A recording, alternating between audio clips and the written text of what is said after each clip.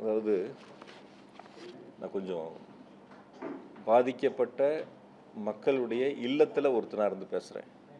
நான் என்னை பொறுத்த வரைக்கும் என் குடும்பத்தை நேசிக்கிறத விட என்னுடைய மாவட்ட மக்கள், என்னுடைய தொகுதி மக்களை நான் ரொம்ப அளவுக்கு அதிகமாக நேசிக்கக்கூடியவன். ரொம்ப அளவுக்கு அதிகமாக அவங்களுக்கு உண்மையாக இருக்குன்னு நான் நினைக்கக்கூடியவன். அவங்களுக்கு தேவையான உதவிகளை செய்யணும்னு நினைக்கக்கூடியவன். படிப்பாக இருந்தாலும், மருத்துவமாக இருந்தாலும், ஒரு போட்டித் தேர்வாக இருந்தாலும், ஒரு விளையாட்டு போட்டிகளாக இருந்தாலும், எல்லா சூழ்நிலையிலும் ஒன்றா இருக்கணும். இன்றைக்கி கூட காலையில் எங்களுடைய கரூர் தொகுதியிலேருந்து ஒரு 30 மாணவ மாணவிகள் விமானத்தில் முதல்ல பயணிக்கிறாங்க. 6வது 7வது 8வது படிக்கிறவங்க. ரவுண்ட் டேபிள் அதை ஏற்பாடு பண்ணாங்க. என்னையும் அதில் அழைச்சிருந்தாங்க. எனக்கும் டிக்கெட் போட்டிருந்தாங்க. நான் அவங்கள போய் விமான நிலையத்தில் வழி அனுப்பிட்டு நான் அங்கே வரேன். என்னால் அவங்க போக முடியல.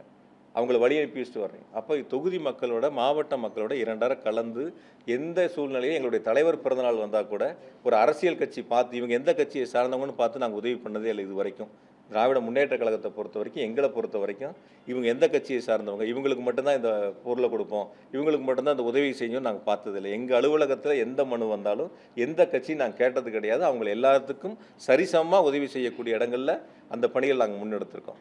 ஆகையால் அந்த நீங்கள் வீடியோவை பொறுத்த வரைக்கும் அதுக்கு பிறகு வந்த சம்பவங்கள், நீங்கள் சமூக வலைத்தளமாக இருக்கட்டும், பொதுமக்கள்னு வரக்கூடிய கருத்துக்களாக இருக்கட்டும், நீங்கள் பாருங்கள் எந்த மாதிரியான ஒரு எதிர்மறையான கருத்துக்கள் வந்துச்சுன்ட்டு. நடைபெற்ற சம்பவங்களில் இப்போ நான் என்ன கேட்குறீங்க, எப்படி பாதிக்கப்பட்ட உடனே அவர் மருத்துவமனைக்கு போனார்னு. நான் இந்த கட்சி ஆஃபீஸில் தான் இருக்கேன், இங்கே தான் இருக்கேன். எங்களுடைய பகுதி செயலர், ஒன்றிய செயலர் கூட்டம் 6 மணிக்கு என்னோட ரவுண்ட் டேபிள் நிர்வாகிகள் இந்த நிகழ்ச்சி இன்றைக்கி போகிற சம்பவமான நிகழ்ச்சி சம்மந்தமாக என்னோட கிட்டத்தட்ட ஒரு 3/4 மணி நேரம் 1 மணி நேரம் என் கூட பேசிட்டு இருக்காங்க என் வீட்டில். அதை முடிச்சுட்டு நான் கட்சி ஆஃபீஸ் வரேன். இங்கே இருக்கும்போது எனக்கு தகவல் வருது, இந்த மாதிரி பாதிக்கப்பட்டிருக்காங்க, மருத்துவமனைக்கு நீங்கள் போங்கன்னு சொல்கிறாங்க. நான் இங்கேருந்து அமராவதி மருத்துவமனை போகிறதுக்கு எவ்வளோ நேரம் ஆகும்? இங்கேருந்து அந்த அமராவதி மருத்துவமனைக்கு போகிறதுக்கு எவ்வளோ நேரம் ஆகும் சொல்லுங்கள். நான் 7:47க்கு உள்ளே நுழையிறேன். அமராவதி மருத்துவமனையில் வேணால் வீடியோ ஃபுட்டேஜ் கொடுக்குறேன். 7:47க்கு போகிறேன்.